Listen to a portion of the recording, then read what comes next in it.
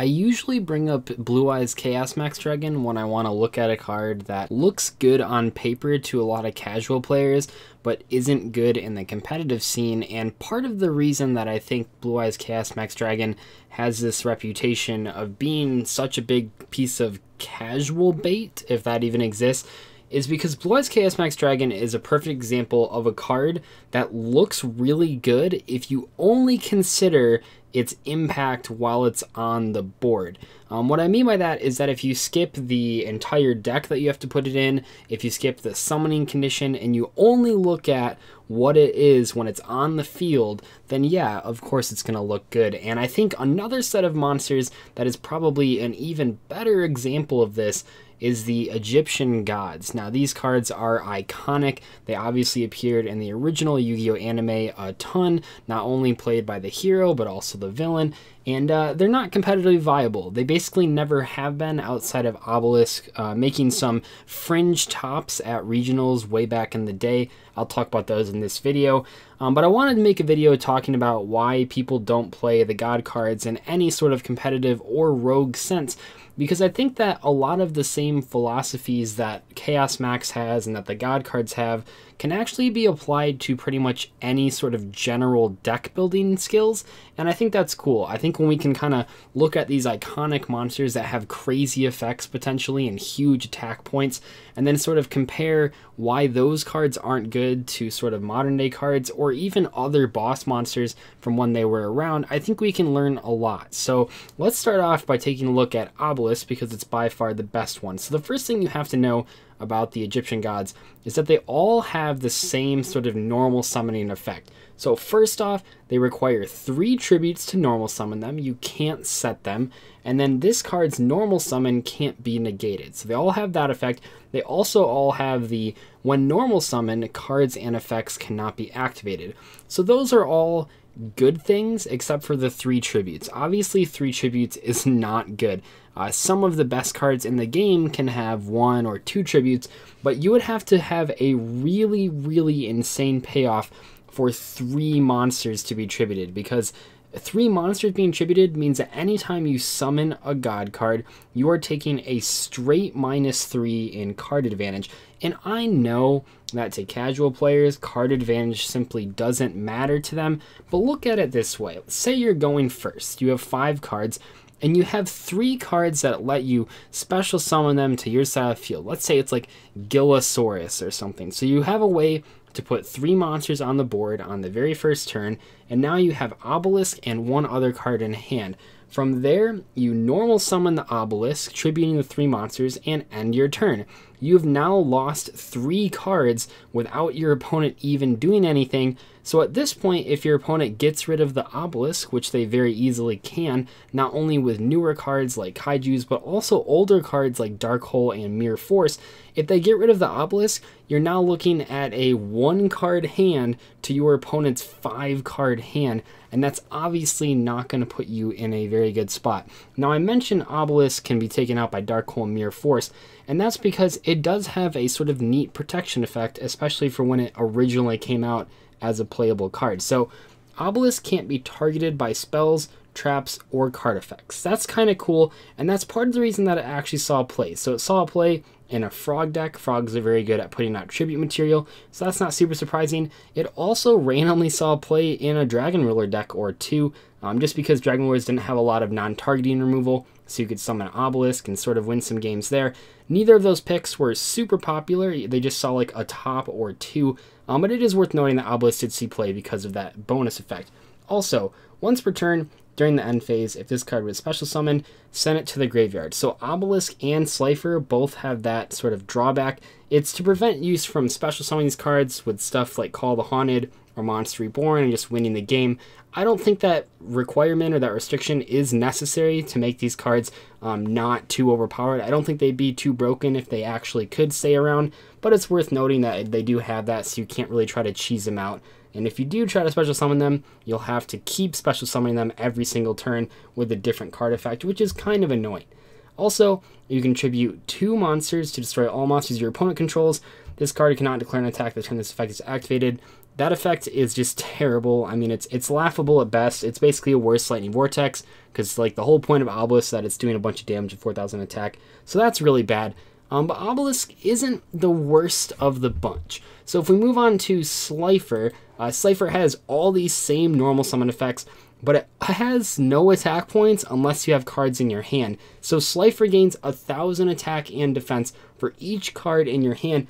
And if you take a look at that first turn 5-card opening that I talked about with Obelisk, you can see why Slifer starts to look pretty rough, because at best, this thing, I mean, I would say for Slifer to be good, you would want it to have more than 3,000 attack, but Obelisk has 4,000, so we're really shooting for 4,000.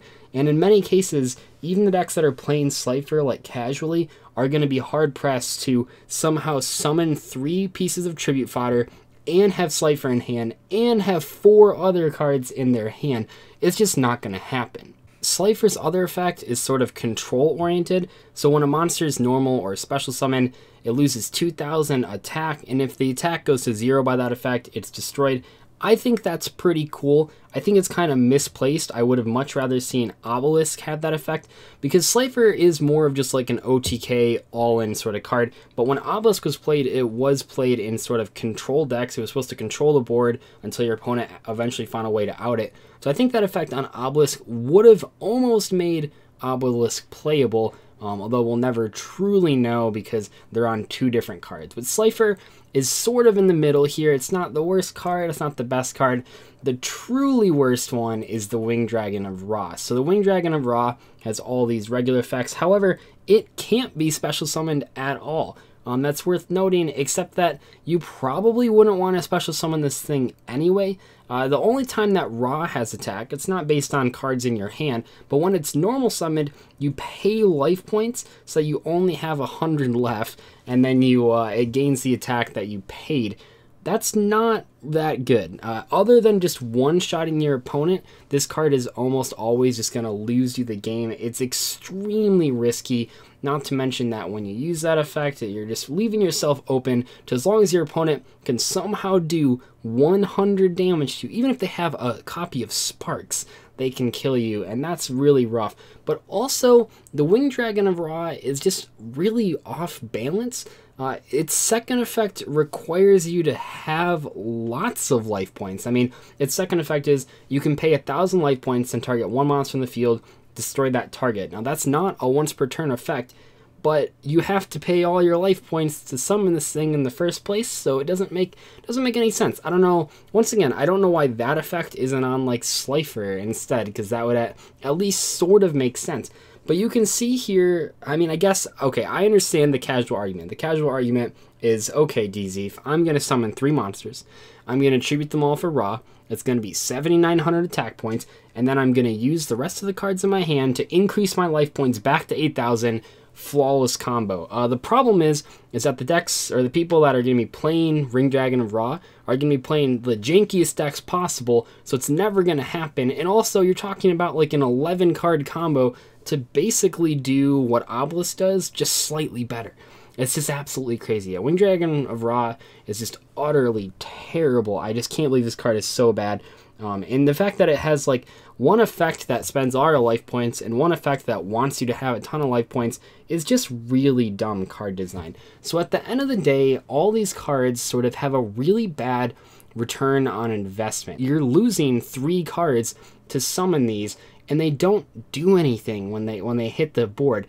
High attack points and protection is simply not enough to build a deck around these cards. We learned that with Blue Eyes Chaos Max Dragon, which has the same protection as Obelisk basically, and more protection than Slifer and Winged Dragon of Ra, and it's easier to summon, and that card is still not worth it. I can't believe I would ever be saying that Chaos Max Dragon is better than a set of cards, but in reality, if you're trying to play a big iconic monster and sort of cheese some wins, but you want to not lose every single game, you probably should play Chaos Max Dragon instead of the God cards. And yes, there are some support cards for the gods. There's like the Ra's Disciple, that's kind of neat, but in general, nothing can really make these cards better. Because none of these cards gain you advantage, but they require you to already be in an advantageous state, they're just really awkwardly positioned. There's almost never a time when you would want to trade 3 on-field cards to summon to waste your normal summon, really, on a god card instead of like a link summon, or instead of a seed summon or a synchro summon, or even just attacking with the monsters that you have on field. There are so few cards in the game that you would want to tribute them for the god cards instead of making some sort of extra deck summon, or even just a better tribute summon. There are plenty of good tribute summon cards out there. It's really hard. I mean, it's not super fair to compare these to like Masterpiece, but really, Masterpiece takes 2 tribute summons. Its protection effect is better than any of these cards. It impacts the board, it gains advantage. It's just infinitely better than any of these cards, and it's probably not fair to do that comparison just because Masterpiece was released so long after. But it is a shame because the god cards are iconic, and compared to a lot of the other iconic cards in the game, they're simply way more unplayable. If you take a look at like Dark Magician and Blue Eyes, they both have their own dedicated decks. You can at least play those cards. Even Exodia, which is probably on the same sort of power level in the anime as the god cards, even Exodia had playable strategies around it and has had tournament success. But it's so hard to build a deck around the god cards and see any sort of success outside of a casual setting, which doesn't exactly count. I mean, I have nothing against sort of the casual decks and the casual tournaments and stuff, but any deck is viable in those, so it's not really worth sort of analyzing the strategies that work in those environments, because any strategy will work. Therefore, that, of course, a card like Ring Dragon of Ra can work in those scenarios, because anything can. Anyway, that's going to wrap up my discussion. I think that the god cards at the end of the day just aren't worth their investment, which I think is the same thing for like a lot of big boss monsters. But yeah, if you really want to play a big monster with a lot of attack that is like has some protection, just play Chaos Max. I can't believe I'm recommending playing that card, but truly just play that card instead of the gods. It would take a lot for these cards to be good. Obviously, we have Sphere Mode, which is sort of like, it's not quite the original God cards, but that card's obviously really good, but that has nothing to do with like the actual God card strategy. But yeah, let me know what you guys think about this video. It's been a while since I did a Why Nobody Plays. I think I'm going to try to also do a Bad Structure deck. And, oh, if you want to see me do a Why Nobody Plays for like the Sacred Beasts, I could do that as well. Just let me know in the comments. And yeah, I'll see you guys later. Bye.